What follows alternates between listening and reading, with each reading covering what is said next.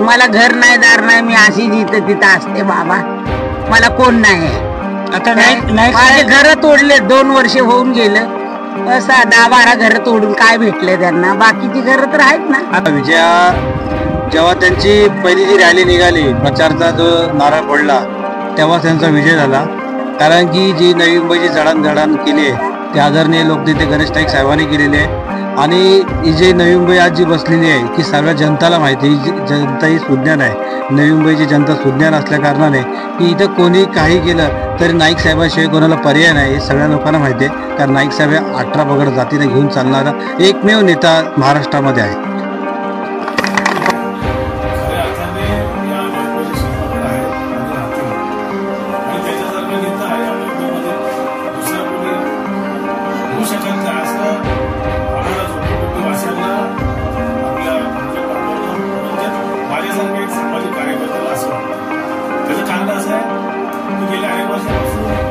जे आपल्या विषय असतील, महत्वाचं म्हणजे आपण पाहतोय की या नवी मुंबईसारख्या ठिकाणी डॉक्टर बाबासाहेब आंबेडकरांचं जे भव्य दिव्य स्मारक हे एकमेव व्यक्तिमत्व असे आहेत आदरणीय गणेश नाईक साहेब यांनी संपूर्णपणे त्यामध्ये लक्ष देऊन जागेच्या निश्चितीपासून तर त्या डिझायनिंगपासून तर बऱ्याचशा आणि त्यामध्ये विशेष म्हणजे आमच्या रिपब्लिक पक्षाचे महाराष्ट्राचे उपाध्यक्ष आदरणीय सुखदेव ओळसर या सर्व नेत्यांना, सामाजिक कार्यकर्त्यांना एकत्रित करून त्यांच्या मागणीनुसार, त्यांच्या इच्छेनुसार त्यांना हवं असं स्मारक या ठिकाणी उभारून दिलं.